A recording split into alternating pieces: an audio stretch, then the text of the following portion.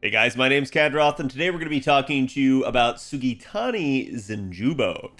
She's our newest 3-star archer added to the game, and really just our newest 3-star in a long time. She is a permanent unit, so thankfully you're not going to have to break the bank in order to get her. She's just come out here recently on JP. If you've been trying to roll her in the FP pool, though, keep in mind that she's not currently available in the FP pool until that banner ends. Once her actual gotcha banner ends, then she will be added to the permanent pool. So that's something you'll just have to know. Obviously, then, for people down the line that may watch this video, the concern will be, do you have enough FP to actually be able to roll copies of her? It can actually be somewhat difficult, especially for newer players, to gain enough copies of a unit. It's something that you just have to work at over time because you don't get given a lot of FP if you're not participating heavily in things like lotto events and stuff like that, where you can get a lot of FP out of the boxes. Especially for a newer account that maybe doesn't have as robust of a support list and friends actually using them. So again, you can eventually work your way to NP5, but it will probably take you some time. And even for us veterans, if you're not actively rolling out your FP, it may take you some time to actually get spooked by all the copies, just due to how diverse and wide the FP pool is at this point in terms of the units that are available in it.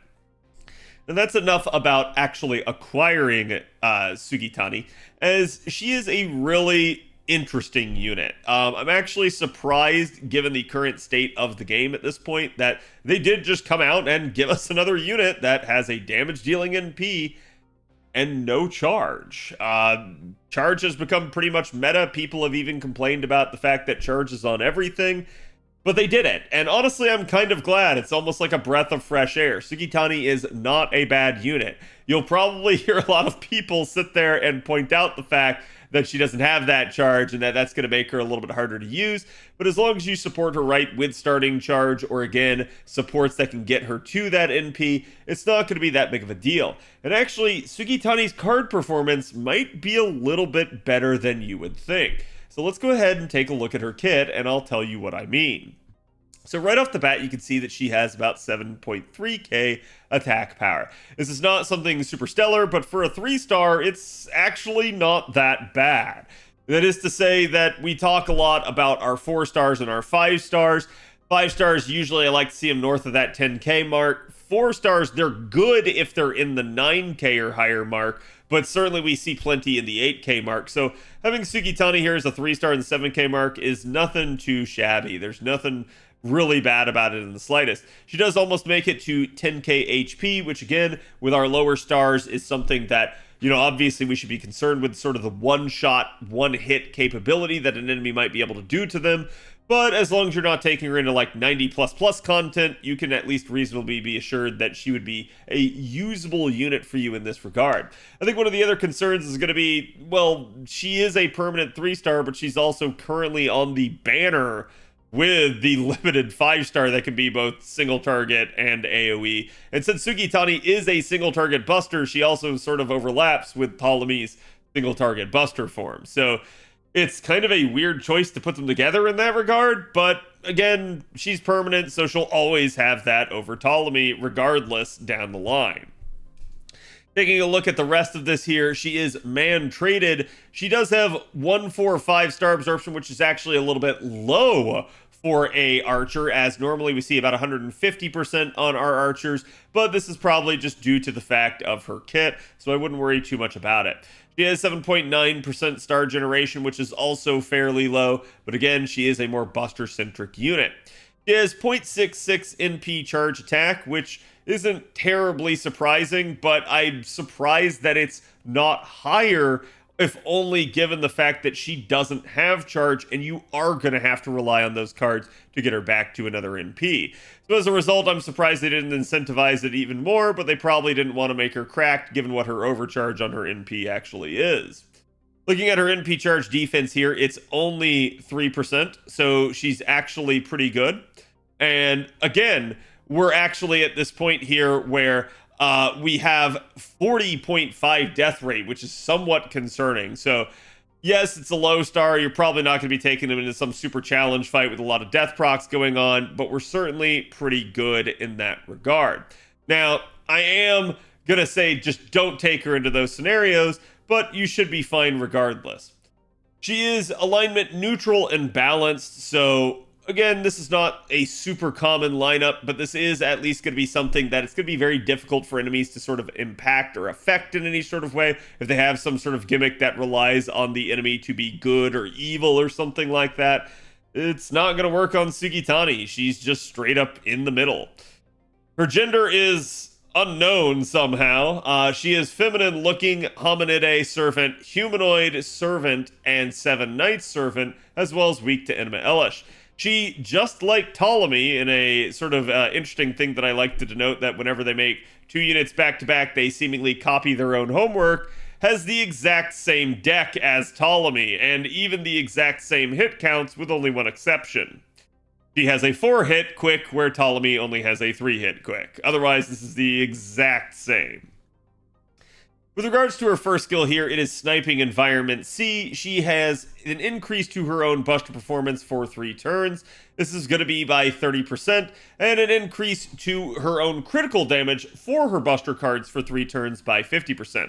So remember, we do have the 2 Buster cards. We can form a triple Buster Brave chain with her NP. You probably will want to do that depending on the overcharge procs, but this is at least somewhat restrictive in the fact that the 50% crit up that she gets is only Buster.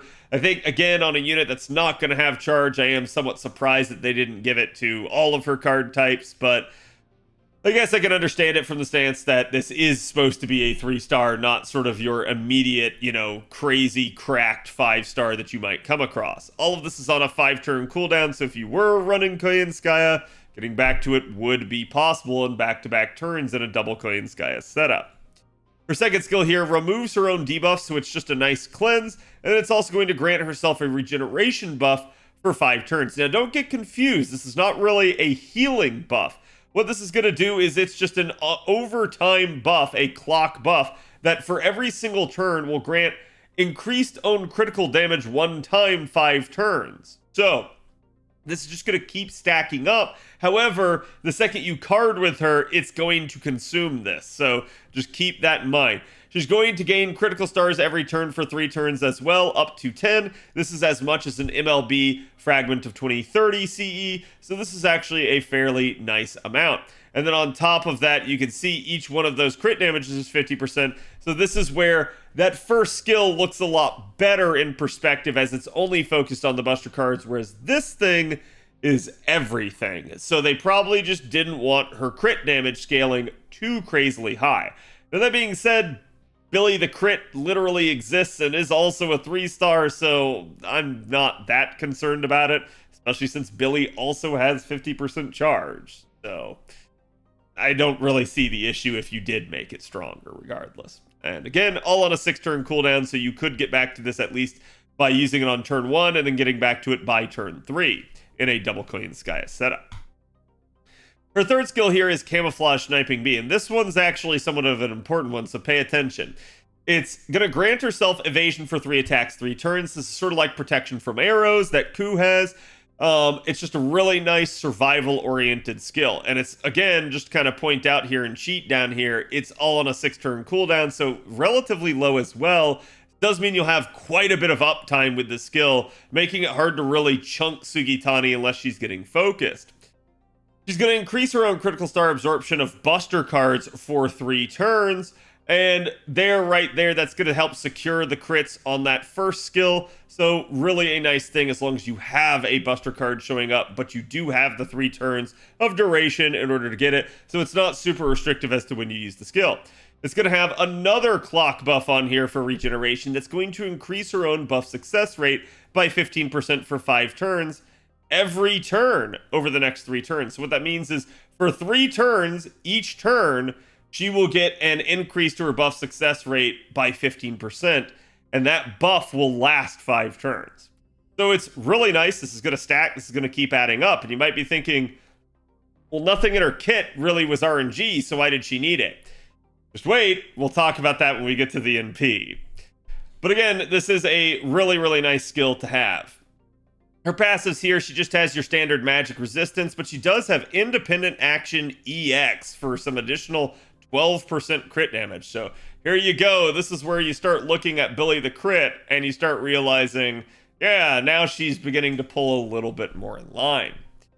Again, let's start out with her third append here. This is anti-archer, kind of the same deal as Ptolemy. And again, you can see them copying their own homework here a little bit, but yeah, it doesn't really matter. She doesn't really have a niche against archers in any way, shape, or form, so you can largely just ignore this. This is just not that big of a deal.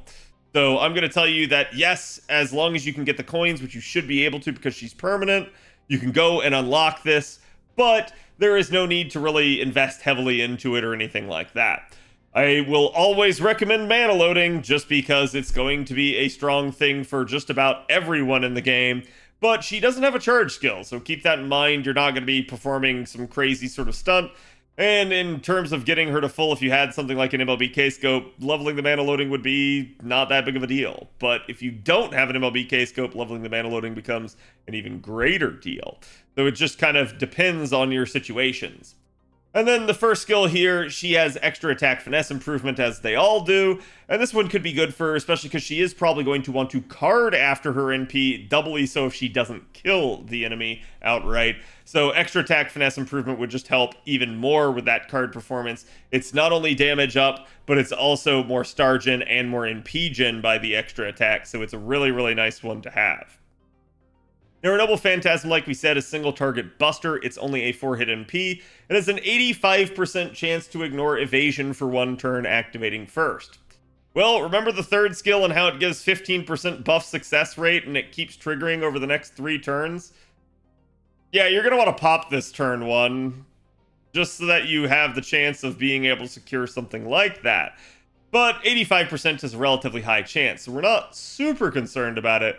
The big concern is going to end up being the 55% chance to increase NP damage by 20% for one turn, activating first every time she NPs, and she has 2 shots at this. So you could succeed on both or neither. So it really just depends, and this is where having that buff success chance is really going to come into play. She'll then deal damage to one enemy. However, the problem that she's going to have is that she will remove all of her own buff success rate up buffs that she has afterwards. So this will consume any of the stacks that you have. Let me make a quick point about this though. This will not consume the regeneration buff itself. It will not consume the clock buff. So it will consume any stacks you had on you at the end of the NP, resetting it, but you will still gain any other stacks that you still had left to gain for the duration of that 3-turn buff. Similarly, if you were to try to buffer with some sort of external source of buff success chance, like let's say from Ozzy, who can give 40%, yes, that would help her, but her NP would also consume it. It's anything that is buff success rate up on her, she will remove. So just keep that in mind. You could prevent this by also running a buff removal resistance build, but it just depends. Do you have enough turns to set her up with her own clock buff, or are you bringing yet another potential support, having a buff success chance and buff removal resistance support all in the same party with her? It's not going to be the super optimal setup for her in terms of pumping out more damage, but hey, it may at least secure her these sorts of NP damage ups. And remember that these can also be modified and enhanced by someone like Oberon if you manage to have him around. So again, being able to double up either of those 20% if they occur could certainly be quite nice, as if both were to occur, that's a whopping 40%, and that could get doubled into 80%, really helping out her damage. But it doesn't stop there. Her overcharge effect is a 70% chance to increase her own arts and buster performance for one turn, activating first. This is somewhat significant, as the 20% buster up here could impact her NP. It does activate before the NP goes off, so again, you could be the beneficiary of this. But this is why I also say, because it's got that one turn duration, you might want to card after the fact. Because again, getting, say, these arts cards here with the 20% up overcharge might actually really help out in terms of refunding and getting back to another NP. Doubly so if you can manage to get crits on them, as that's going to really help their NP gain performance. So Sugitani is going to be a unit that you're really going to want that MP to hit hard, and then to follow it up with more cards so that you have the hopes of getting to another one. But again, she does have a lot of survivability in her kit. She does have some interesting stuff like a cleanse that can help her sort of stand the test of a fight. As for what to use on her, obviously, if you can manage it, something like Black Grail is going to be really strong because that's just going to help that NP go crazy. But honestly, even if you can't, you've got other things like Limited Zero Over, or its 4-star and 3-star variants if you're just looking for something that's going to give Buster Up. And then, honestly, I think this could actually be really solid on her. Victor of the Moon gives Buster Up and crit damage, and it's also going to be one of our rare CEs that is scaling to 2400 attack. So with a unit like Sugitani that's going to be ending up doing a lot of carding, maybe to get to an NP, or carding after an NP. Something like Victor of the Moon, when you know you're going to have stars, you know she's going to soak the stars.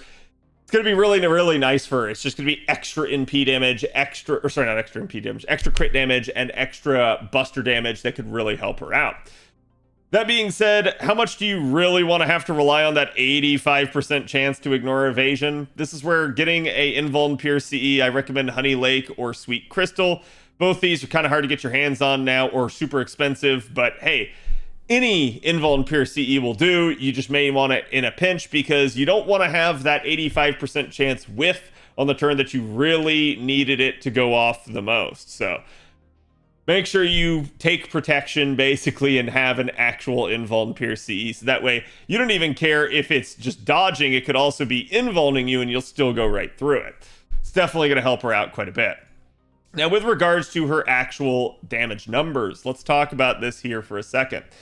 We talked about this with Ptolemy that, again, we haven't seen a whole lot of mobility in our single target archer category, and the single target archers are kind of beset on all sides because they have rivals in the MHX variants that end up having extra damage against sabers and stuff like that. And then you also end up with just some berserkers outright just kind of outscaling them. So it ends up being a really weird place, especially when you also have units like Gil that are AoE and manage to kind of power creep them, because Gil can do almost 47k himself here. So yeah, it's not the best situation for them to find themselves in. Ptolemy as a single target definitely was pretty high up on the list, but Sugitani's not going to be. The good news is Sugitani being permanent means that we have that capability of getting to NP5.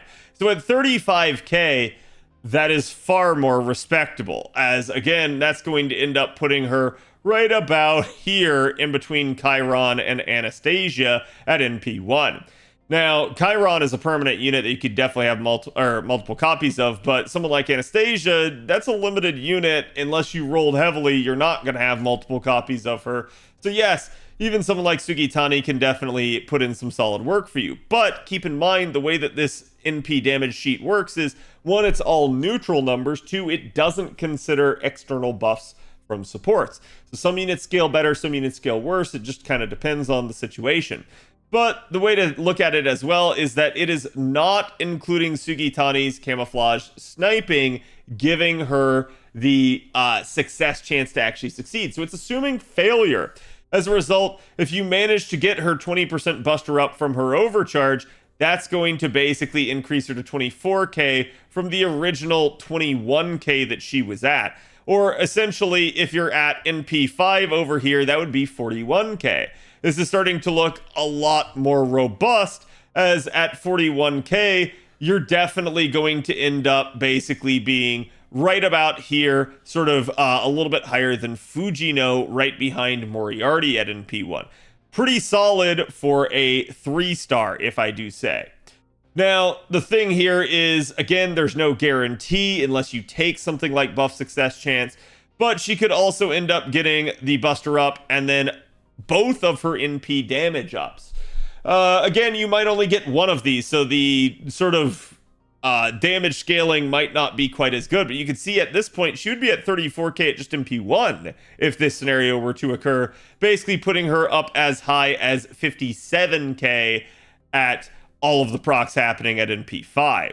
So at 57k, that's enough to put her clearly on top of your single target archer. So if you're wondering why you're using her in the JP event and it feels like she's hitting very hard, stop wondering. That's probably the damage bonus of the event, okay? It's nothing else in that regard. But Sugitani can actually, if all of her stars align or you take buff success chance, hit fairly hard, especially as a 5-star. So I do think she could be a good option for you, for those of you guys that are trying to operate on a budget. Doubly so if you have someone that can provide buff success chance to the party to kind of help her pop off. The big concern is going to be getting her to an NP, as she doesn't have that charge. But as long as you take starting charge, or you take that appropriate support, someone like a Korean Skya or something like that, to give her an additional 50%, maybe start her out with something like cranking or something on her, a nice welfare C, you can definitely make her do some really good damage. So don't feel like there are no options. There definitely are. I just wanted to make clear that this is a very versatile unit, and she does have some survivability, even though her health is going to be a concern. So let me know what you guys think about Sugitani.